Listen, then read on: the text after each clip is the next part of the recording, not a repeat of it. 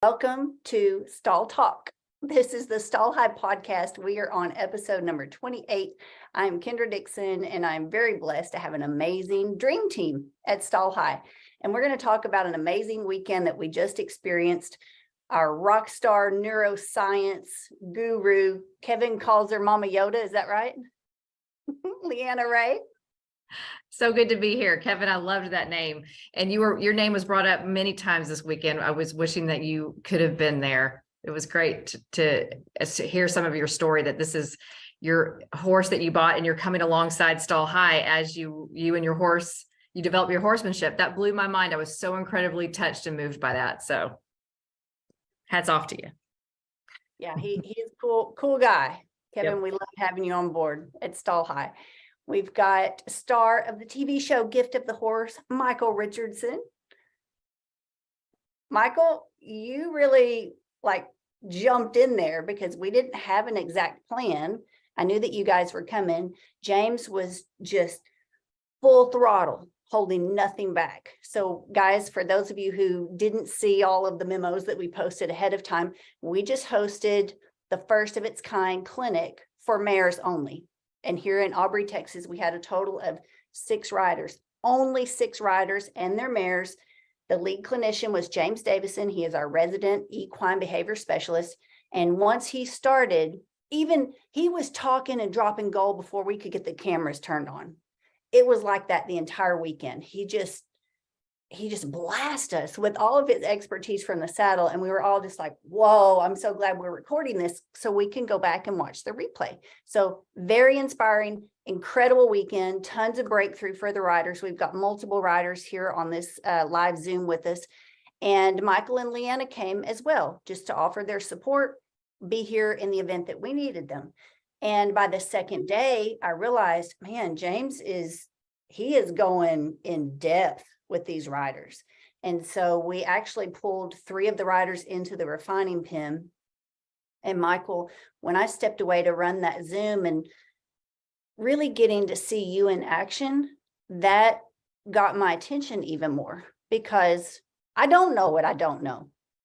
What I do know has served me well, and I've had to learn a lot of things the hard way. And now I have the opportunity to shorten my own learning curve by learning from you. So let's kind of recap what happened in the refining pen. I'm going to get you to hit your mic for me, please, sir, so I can hear you. I can see your mouth moving, but I can't hear There you. we go. There we go. I'm sorry about that. Leanna, would you like to start and take the lead on that? We may have lost her. Oh, now we need her mic. Okay, Yeah. I'm on. Whew. Please. I think we'll start off with, I think, again, and these things at Stall High are all about leveling up. And the beautiful gift that you and Shelly and Lori have is that as you're witnessing and observing all the experiences that were unfolding, what came to be on that second day was really, we were listening to, I believe, that inclination into intuition, that to then take people into the refining pen, which I love the name of that, by the way, would allow the learning that was happening with James, tremendous amount of learning, to then be able to become even more embodied. And how that embodied, like, you can know it, you could look at the logistics of it and go, I get this pattern. And you let the brain has to sit and simmer. And the brain has to sit and simmer and figure its way out and have that time to compare and contrast. And what I mean by that, because this is learning, is that the body's going to go, I'm used to moving this way, and now I have this contrasting experience. Let me have the time and space to feel into it. And so I think that, as a lead in now, Michael, to what you're going to say, is that we were able to allow that to happen. And I'd love to hear from some of the writers too, right? But yes, allow that embodiment to really happen within their own nervous system and body. Yes, experiential learning went to a whole new, I have a whole new appreciation for what that means. Michael? Yeah. Well, I would echo the same sentiment that Leanna just said. It was a beautiful thing to see the riders have an opportunity to really learn from the horse, and the opportunity and the refining pen in particular, when they came in, it's slow work, and it's addressing the position, the posture, those little nuances of the effects that they have on the horse. And the positive thing that we saw with all of them through the whole weekend, and James, my hat's off to him. He did a fantastic job, and all we wanted to do is compliment what he was doing and what you and Lori have said, and Shelley, you as well, with the opportunity to share. And it was a beautiful thing to see how we could come in and just share some little nuances of a different way to develop a movement pattern. And the effects that had on these animals was just, I mean, mind blowing, really, to see these animals be able to really feel something that they've been looking for. And I think that it's always important to give ourselves time to go through the good and the bad, because going through some things that might have been difficult and maybe not having the results that we thought we would is just part of the process. It's not to saying, oh, we can't do this. Oh, this horse isn't going to be able to make it. Oh, I'm not going to be able to be successful. Because the truth of the matter is, we are going to be able to be successful if we open up our minds to what these beautiful animals have to say. And that, to me, was evident through the whole weekend. And so I came away with just in awe of the opportunity to be able to share and to be aside Leanna and listen to her wonderful wisdom and watch these riders process this information was just an absolute delight. And I can't wait for the next one. So it was really incredible. Us too. It was profound. You call it slow work. I call it profound work. It was so cool seeing every rider when it clicked and when they could feel it, and the horse undeniably changed instantly.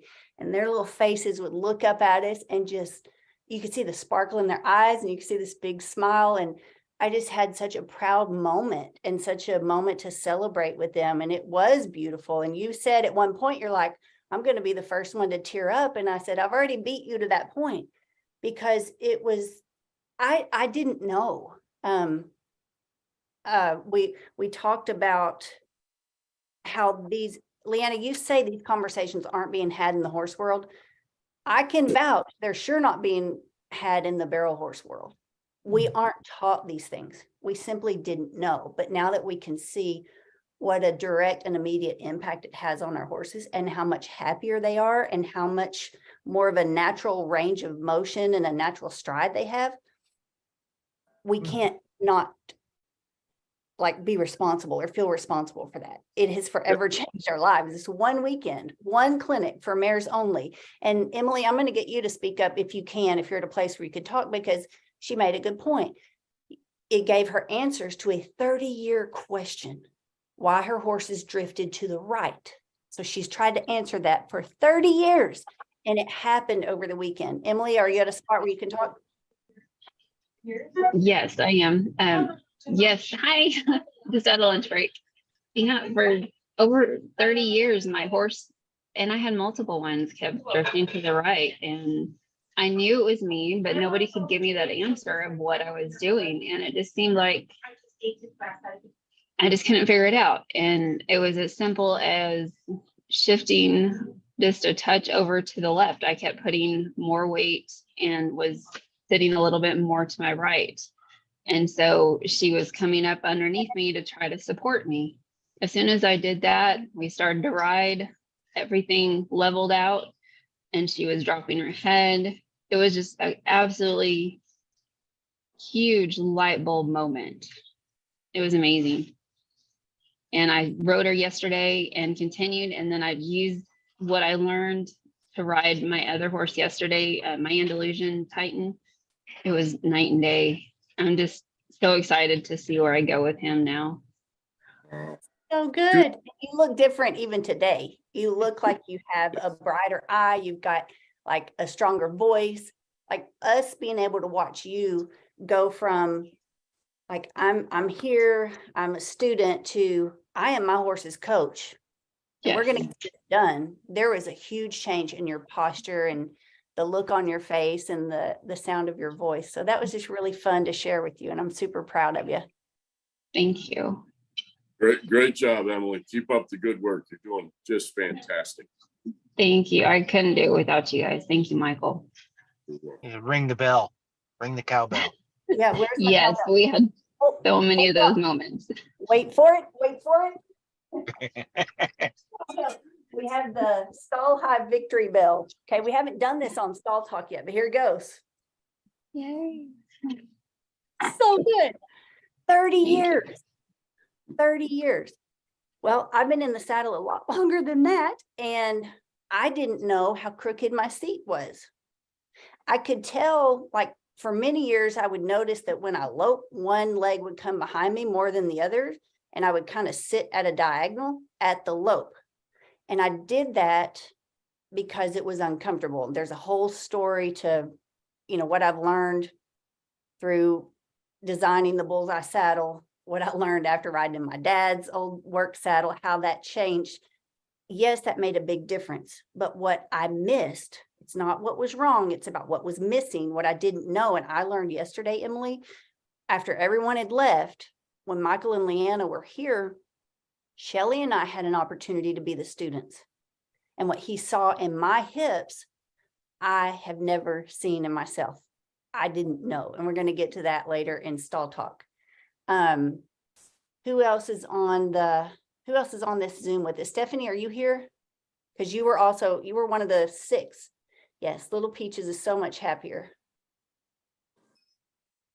I'm reading your comment right now. Stephanie, are you okay. in a place where you I'm can here. talk? Yes, ma'am. I'm on lunch break. Hey, Hello. big difference in you too. Yes. You're able to connect dots, even if they're not for yourself. You can see it in other people and other horses, and you connect the dots really fast, and you can verbalize it, and you have a way with words like Michael and Leanna. So I'm like, oh, she's sharp. So what was it like? What were your big takeaways from the weekend for people who weren't able to be a part of it? Oh my gosh. I mean, it was totally awesome. That's like you said, I can verbalize it and I can see it, but trying to feel it is difficult because due to, as y'all know, a lot of injuries, a lot of head injuries, a lot of brain bleeds and stuff, and my stroke, I don't have as much movement on my left side or my right, or maybe I don't communicate with my left as well as I do my right side.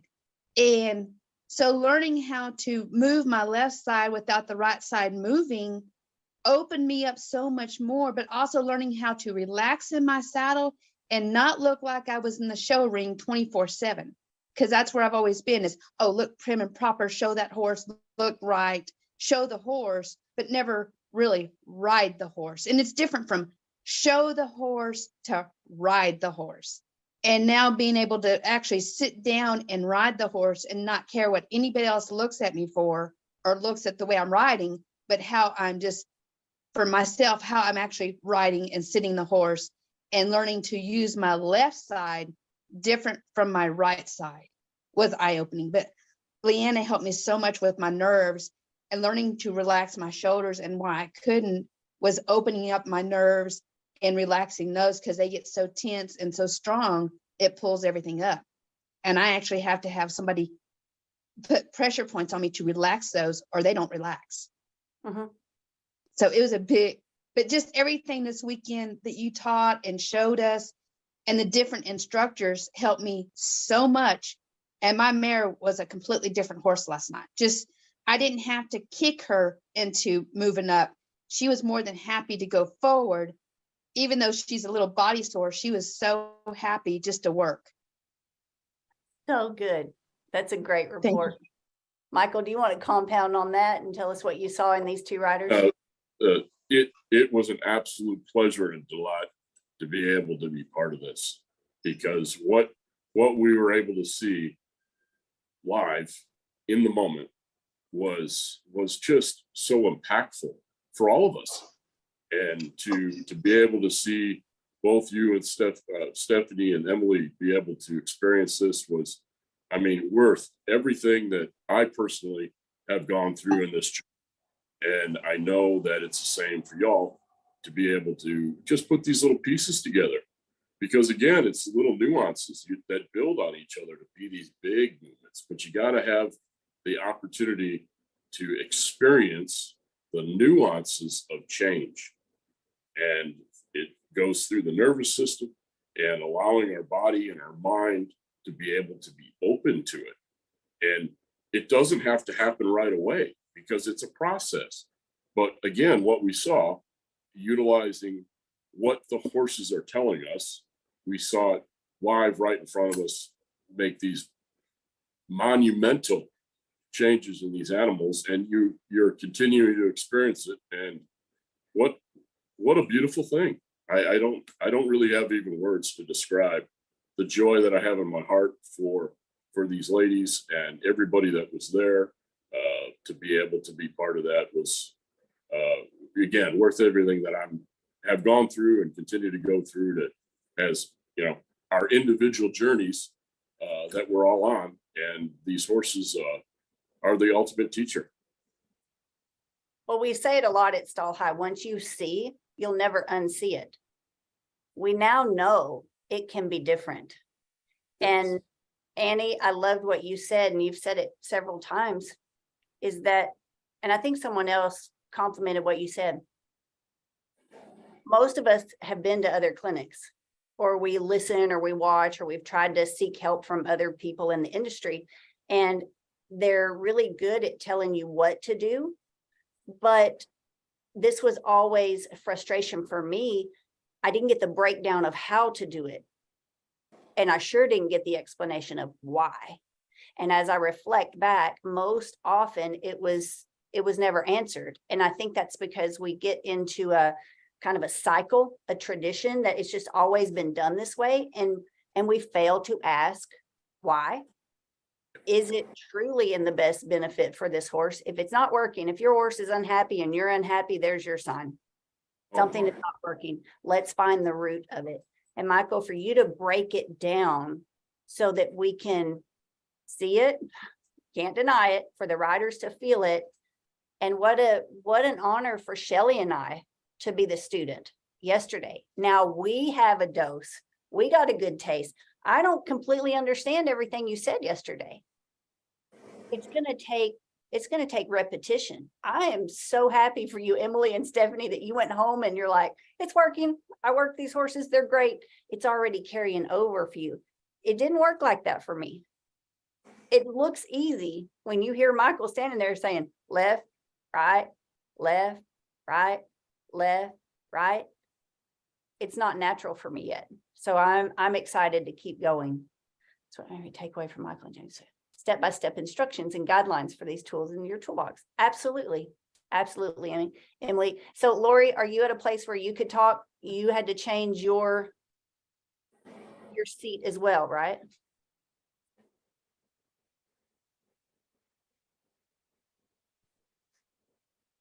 Can you guys hear me? Yes. Okay, You have your camera available? I do. Okay, there it is. There she is. Hi, Hey. everyone. Hello there. How are you, Lori? There. Hi. Oh, yeah, it was amazing. I had that shift to the right in my hip too, and he just asked me to, like lift up, and I think I said it to kind of put my hip behind me just a tiny bit, not a lot, but it was enough to make a huge difference. I was thoroughly amazed. It was, and it just, I don't know. I told Kendra that, well, I also got to ride in a different saddle. So that made a huge difference because Kendra rode in my saddle and it was pulling her to the left, which is what I was feeling all the time. I was always leaning to the left to straighten my saddle back up. So then yesterday I got to sit in Kendra's saddle. I shifted my hip like Michael had instructed me to do. And then with a different saddle, I explained it to Kendra, like, it's just like melting butter. I just like fell into that, and I was struggling with keeping my knees open, but after I sat in Kendra's saddle for just several minutes, it was amazing how all of those changes just put me on my seat like I have never sat in a saddle before. Truly, honestly. Never felt like that. And my right foot always fell asleep, and I have bunions, so it always made my bunion hurt. And that went away. It's amazing.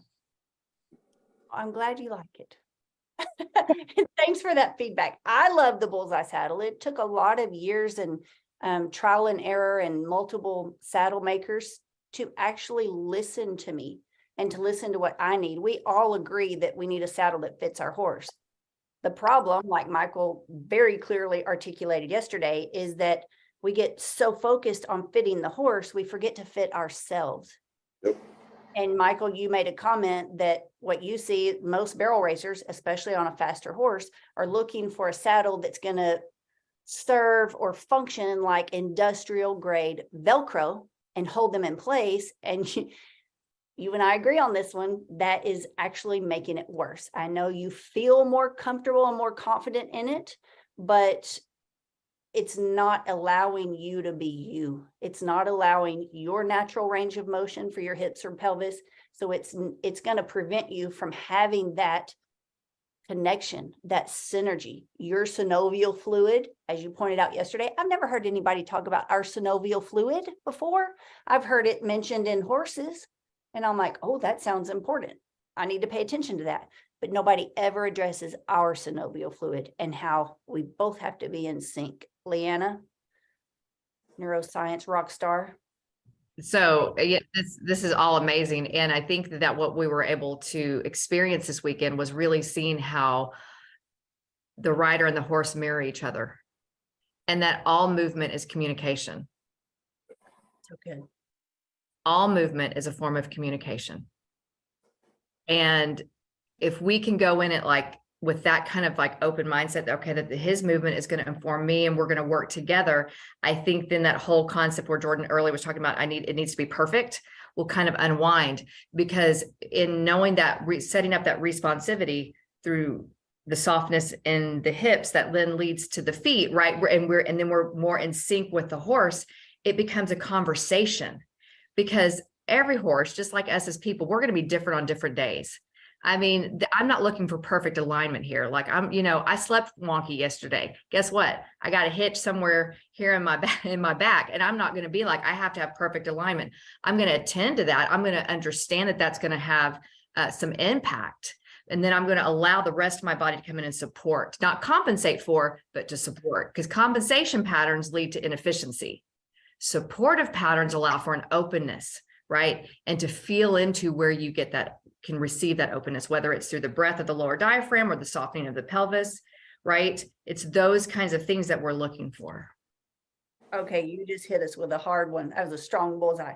Compensation patterns lead to inefficiency. Support patterns.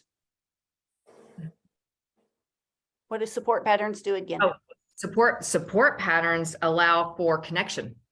So, right, because inefficiency is a lack of connection. The connection is real fuzzy. Supportive patterns allow for clear communication and for connection and for responsivity, right? We're looking for responsivity. Whereas the other side is constriction, compensatory patterns are inefficient. Supportive, ways to be supportive, that adds to our ability to be responsive. This is so good. I'm highlighting. Okay, another thing you said was it then becomes a conversation, and immediately in my head, I've filled in the blank instead of an argument. So how many of you watching live right now, or you're watching the replay, you feel like every ride is an argument? Every ride is theatrical. Every ride it's never a conversation, but it's a battle of the wills. If that is you, here's your sign. Reach out to us at Stall High. There's so much that is yet to learn in the horse industry. And that's not to feel intimidated by, but we welcome you to come be a part of it. It's really exciting. It's thrilling. It's humbling to realize we have an opportunity in what's happening as this movement develops at Stall High. We're stamping history.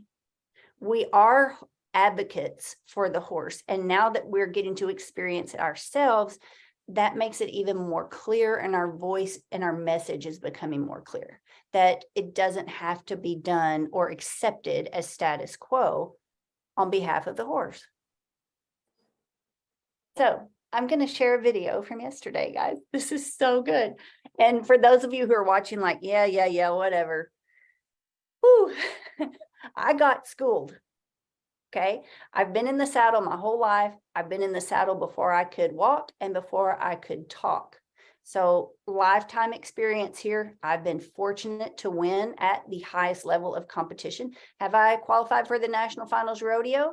Not yet, but I have been as high as number 4 in the world. And I've been in the top 15 world standings on multiple occasions. So I do have an understanding and experience of what it takes to run at that level. And I do have pro credentials under my belt. So for me, guys, what I experienced yesterday was a missing link.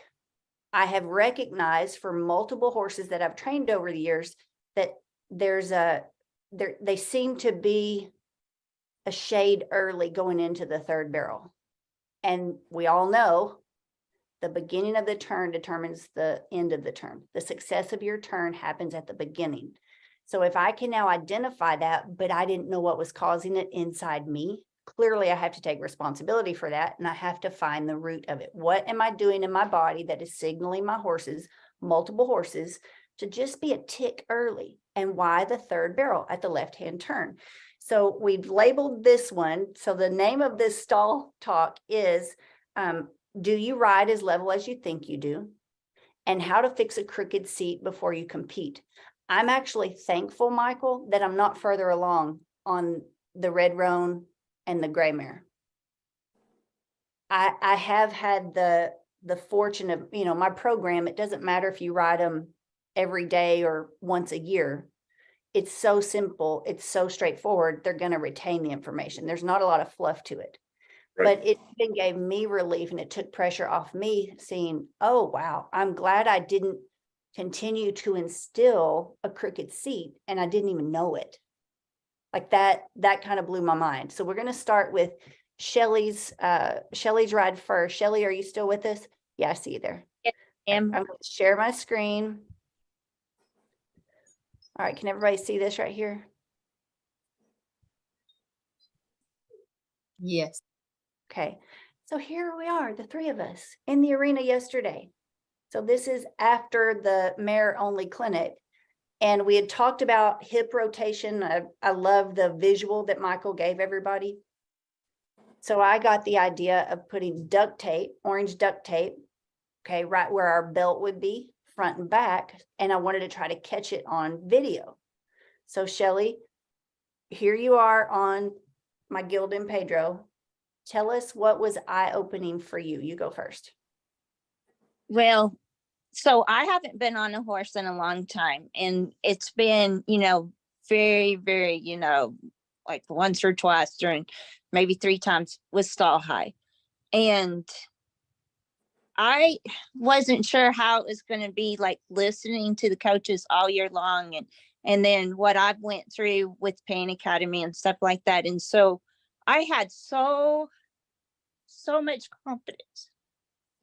And I realized that I haven't lost what I thought I had lost. Mm. So I was able to really concentrate on Michael and what he was telling me than on the stuff that I couldn't do before, that my body was hindering me, that I didn't know about, and so I just, so this was like my first ride. You know what I mean? Yes. Yes, So- we do. So Michael, kind of talk us through, at first, I see you right here. So you are explaining the horse's front legs and that shoulder movement. Correct. Well, what we're kind of talking through here is what we want to do is we all want to acquire and work towards acquiring, better way to say it, an independent seat. And so often what we do is we get so caught up in the use of our aids that we overlook the base of support, that being in this case, our seat, because it's a connection. And we talked about the saddle, and the saddle, when it's on the horse, it's a bridge. It's really not a saddle anymore. It's a bridge for communication. So it's very important that that bridge is set up in such a way that we can allow that connection, that exchange of information along the highway of our spine, up and down, of being able to receive information, assess it, and then present it. And as we present it, we got to give ourselves time, as well as the horse, to be able for them to say, oh, okay, I got it. And that's when we see the horse use their head and neck, for example, differently. We want them to use it as an aid to balance and as an aid to impulsion. Okay, Now- can I stop you real quick? You said something to Shelley and I was like, whoa, wait, what? So you talked about, and I heard you and I heard James, like y'all are both saying it, you're running parallel. The head and the neck, the horse needs their head and the neck to balance. They've got to have their head and their neck to balance. And when you demonstrated, when they drop their head, when they're allowed to drop their head and move naturally, you'll see that head bob. That's when they're balanced. Yes. So we don't realize the disservice we're doing our horses in, in the attempt to win a trophy or a jackpot or, get to the NFR. We have so many contraptions on them, or we're holding them back. We call it holding them collected. I call it holding them restricted. Right. They don't have full balance because they don't have full use of their head and neck, correct? Correct. Yeah, correct. And what we're striving for with what you just said, Kendra, it's right, spot on, is we're wanting them to have the opportunity to develop self-carriage. And so often we get in there and think we got to do all this stuff to make this happen. And it's not a make thing. It's an allowing through this process, the opportunity for the horse to start to say, oh my, I feel something different. Oh, look what this, oh my goodness. It just is incredible to see how the horses then respond to this. I'm a big believer in the respond part of it and not the reactive part of it. We don't want a horse to escape to correctness because we think that's what we want them to be and do. We want them to be able to have this opportunity through this platform to be able to say, I really appreciate what you're working on with ourselves to be able to make this change and move in a more natural manner to develop that self-carriage, therefore being able to respond in such a magnificent way through what we're all talking about. And it's undeniable. I mean, I don't care who's saying it. It doesn't make any difference whether it's me or someone else. Look at what the horse is telling you. There you go. Listen to your horse, not the people. Listen to your horse. That was such an important lesson for me to learn that started me on this journey of setting my pride aside and being coachable. So guys, if you'll look at this picture right here, the still shot, here's an image of the duct tape, right? You see how Shelley's is nice and level? When we get to Kendra in a minute, Shelley, I thought you sabotaged me on purpose. I'm like, you put my tape on crooked because this is not what it kind of floored me. I wasn't ready for this. But finishing up on Shelley, so immediately you noticed something in the way she was just making a simple turn, Michael. Well, when she was turning, and well, let me back up. Shelley, you did an awesome job, girl. Keep up the good work. It was just a pleasure and an honor to be part of that with you. So with that being said, I'm so happy that you were able to sit on Pedro and we could all experience this with you. It was a beautiful thing. With that being said, go ahead. I will not forget that day. I promise you. Well, you did a great job, and you showed up, and that's the first step. You got to show up, and you did. And it was an honor to be part of that with you. So when we're talking about the turn, and I see this so often, and let me back up a little bit. These things that I'm sharing, I have had to break it down to this degree to ride myself. I didn't have the pleasure for people really watching me and giving me feedback as much as we would like. And so I just really tried to be open, one, to God and the ability that He has blessed me with, to have the fortitude to be able to stay on this journey. We're all on this journey, and it's a beautiful thing through Stall High that we can be part of it with you. And that, again, is so incredibly beautiful.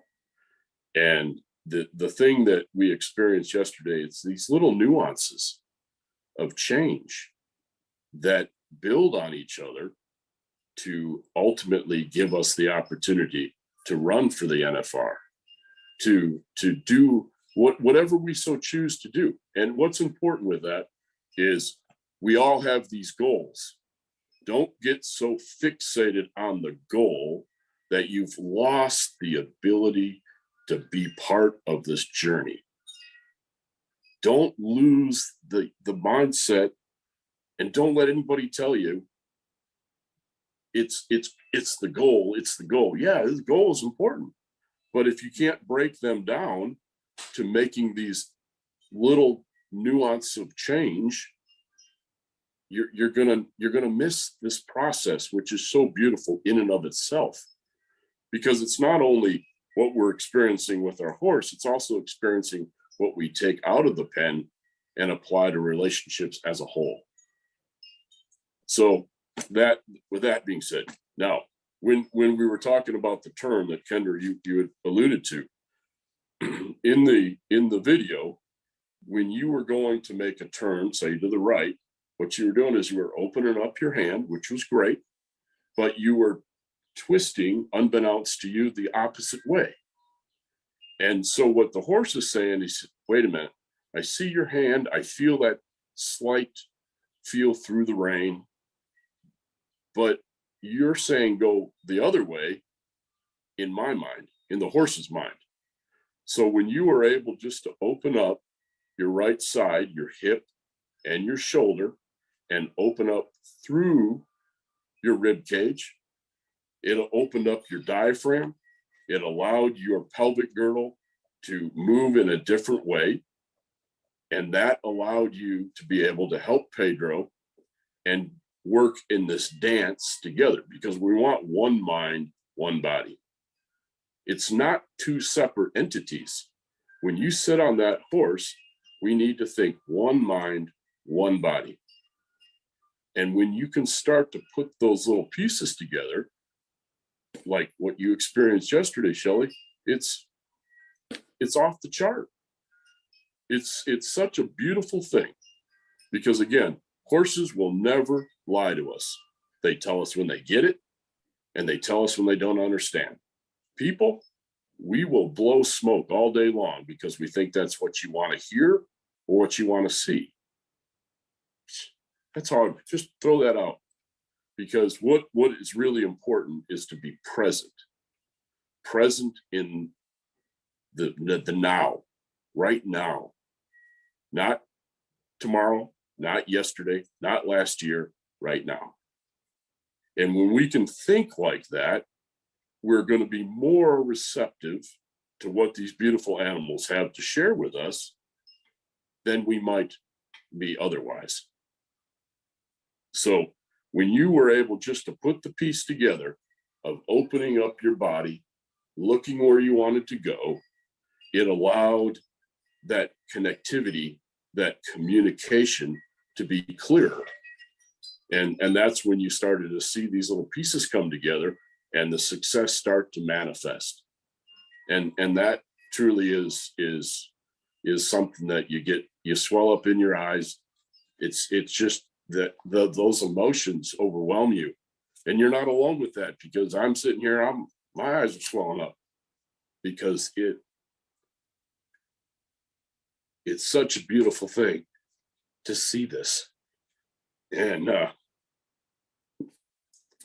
can I say it's beautiful. I agree, Michael. And Shelley, I commend you because so many riders,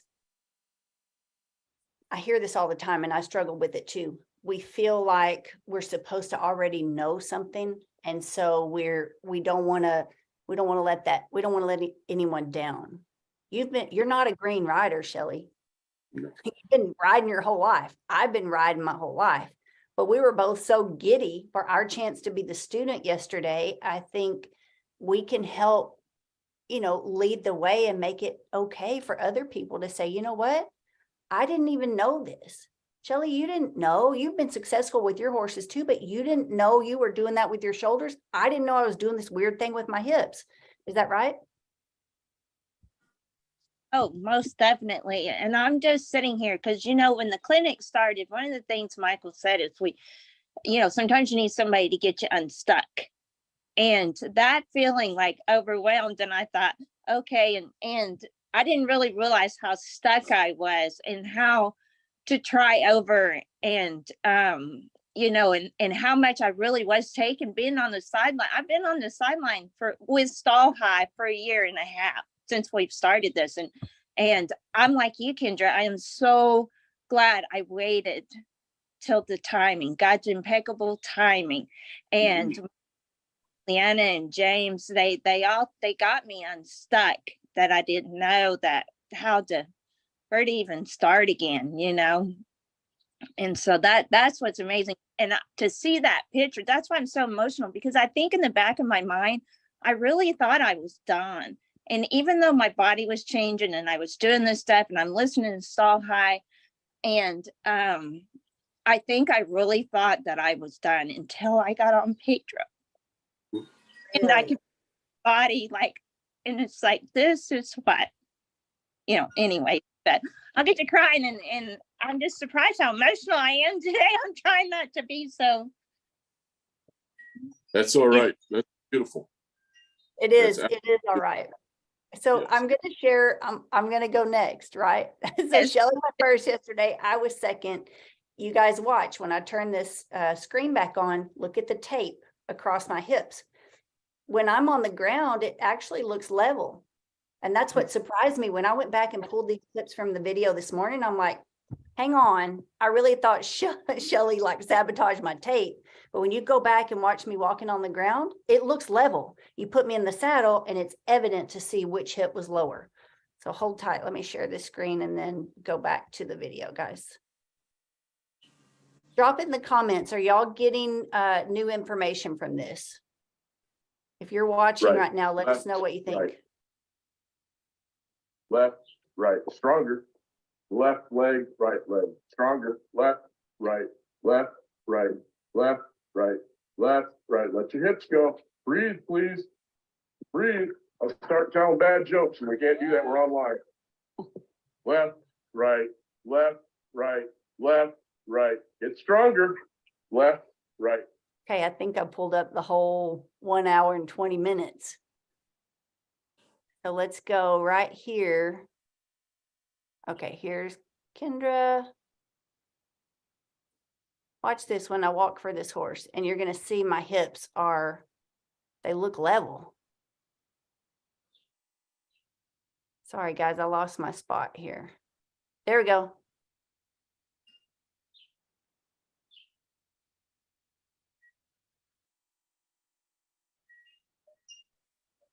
Does this tape make my butt look big?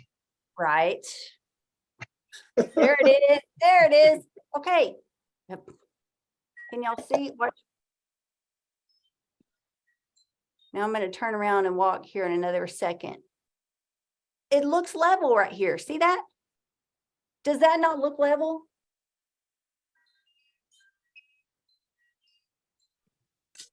It looks very Okay. level. It does look level, but you're shorter on that one side. horses have a long side and a short side. And we kind of do that same thing. Let's see if the camera picks it up right here. Look at that. Y'all see the angle? My right hip was lower and I had no idea.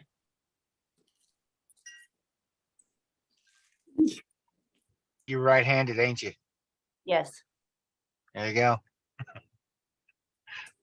And Michael, you also talked about like what we're learning, also about the development of the horse through Savannah Allie Jackson and her course. Horses are born either right front foot forward or left front foot forward, and it can affect their development and how they carry themselves their whole lives. Well, then if we're on one horse all the time, our hips adjust to the horse and we don't even know, and it might be offset. So Correct. you actually worked my right hip yesterday. Shelley kept saying, this is a workout. This is a workout. And then when I got in the saddle and you started coaching me, it definitely worked my right hip, because you told me to put more weight on my left side. Yep. And to balance it out, because I really thought I needed more weight on my right side. Yep. And you told me that I had lateral movement, that I was riding the horse's rib cage. I've never been told that, Yep. but that I needed more front to back rotation in my hips. Correct. And yes, and what we're looking for is we always want our horses to have forward impulsion, but if we don't have forward impulsion, we're hindering. There's a block, and it doesn't take much to disrupt that. Being able to communicate with them, with one hip being just a little bit further forward than the other, or further back than the other, or further where you have more weight on one sit bone than the other. We need to be able to breathe through the change of our weight distribution through our pelvic girdle and our sit bones. And what surprised me, I would think I was so focused trying to do what you were telling me to do. I wasn't watching my horse, but you guys were here, so you saw it. So you saw her immediately when I shifted, just a little squeak in the saddle. So she lowered her neck, she softened her eye, you said an ear moved, and she immediately looked toward the turn. Correct. So she's being able to carry herself through the turn. Therefore, being able to stay on that turn or the circle in a much, much easier manner. And James is talking about the hind legs and the placement. All that is great information. But if we're not positioned ourselves through our nervous system and our mind, and allowing our spine to be the communication highway, the tuning fork, then the horse is going to compromise and compensate for our lack of position. And again, unbeknownst to us, when you go and make these little bitty changes, it's merely like a fly landing on any part of that horse's body, and they start to twitch that area with their skin, and the fly leaves. Well, it's similar to that. Horses can feel a fly than any part of their body. Why do we need to use any more than what a fly can do when it lands on the horse? Because we're not communicating very well. So therefore we think we need to communicate louder with baseball bats and handcuffs. Like Yes. strong, heavy hands on the rein and tie downs and war bonnets and bigger bits. So it is very eye-opening. It's very eye-opening. And guys, if you're watching right now and you have wondered why your horse looks away from the turn, and you've been trying to either shape that horse and force, through horsemanship, force that horse to look at the barrel, or you've been trying to get past a barrel, or maybe you ride in a different event and you're just curious, like, why isn't my horse going the direction I really need? Why is this harder one way than the other? This could be your answer. dive deep, get in there and understand, come learn with us. I'm geeking out over all of this. I want to get back in the arena with Michael to coach me until I can really understand what he's saying. I can feel the difference. They're telling me my horse made an immediate change. She signaled with her body language. She looked in the turn. If I can accomplish that by just adjusting where my sit bones are in the saddle, how successful can I be going forward?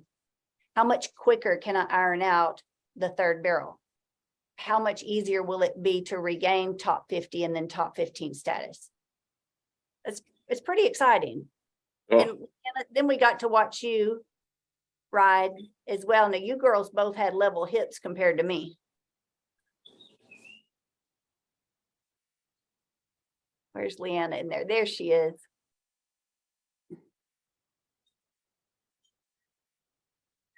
Leanna in Dover. So Leanna, what did you witness? Rapid fire session today. Well, I think so much with this. There's this coming together of the community. That's why review my rides, like it is invaluable. Like, I don't think I mean, again, it's invaluable. You can't put a price on this, right? Because you're talking about years of experience in so many ways, and the support of other riders in this community to come alongside to help us level up. And again, I'll say this: movement is communication. We're looking for responsivity, right? Through the adjustments and the fine nuanced adjustments to our body position, our posture, allowing, and this is to me what we're talking about, is how can we allow the horse to really embody the fullness of their movements, their strides, their capacity to carry us, right? And that's what we're looking for. And often, I kept thinking of the phrase this weekend: we're not trying harder, we're trying softer. And in our trying softer, though, we're becoming into more attunement, right? Because it's that whole concept that you have about we're not doing horsemanship. So I think it's fantastic. Period. Well said. Mic drop. I love it. Okay, Lori one, as we end out, recap for us. What did I miss today? Everybody, my sister-in-law, Lori Roth in Nacogdoches, Texas. Okay, I had to switch over to phone. I had a computer issue. Yeah, I don't think you missed anything. I definitely am looking forward to seeing, Shelly and I were taping with James, so I'm looking forward to seeing more of the videos from the refining pen. But just, I think you've already covered it, just the breakthrough and how, just like you said, just nuance changes that we saw right there in real time make a complete difference, 180 difference in the horse's movement, the horse's softness, the horse's attitude, willingness. We watched it happen. So it was incredible. It was kind of funny because I have to say, we were sitting there on Sunday, Shelly and I, we were in between. We had just ended a Zoom, about to start another one. And James said, how do you guys stay so engaged? And I just looked at him and I said, are you kidding me? This is incredible. So Yeah. we might have had to sit over on the side and, to capture everything on video, but I didn't miss a beat.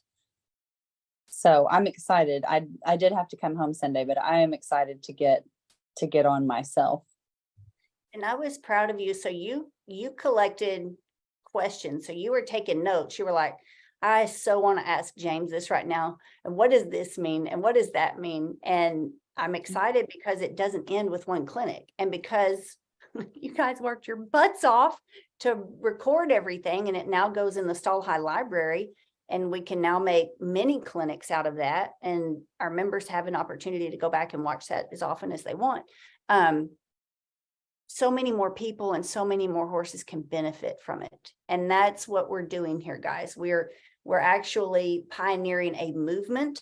And I honestly believe it is in the betterment of the horses. We are wanting to be better stewards of our horses, not just better riders, but we are a community of riders who actually take responsibility and nerd out on the learning process. It is not intimidating. It's not scary. It's not expensive. It's actually really fun. And it's fun when you see the undeniable results and the softness in the horse. And it is much easier than you think. So if we have your attention, go download the Stall High app. And I'm going to drop this hint right now, right? Spoiler alert. You probably want to download that sooner rather than later because there are changes coming. So if you want help, if you want to be part of this online mentor program, go download the Stall High app while you can. Become a part of that online mentorship program. Click on that button. It's going to say mentor, online virtual coaching. Come be a part of what we're doing. We had a phenomenal weekend.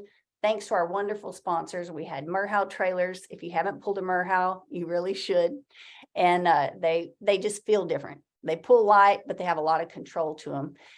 Running Rose Performance Horses, Jamie Wilson. I thought she was a great fit, Lori, because of her mare program. She and Brandon work so hard and they're so diligent to have their own signature line of mares, and they're really up and coming and getting awesome results. So I'm excited for Jamie and Brandon, and we love having them on board as well.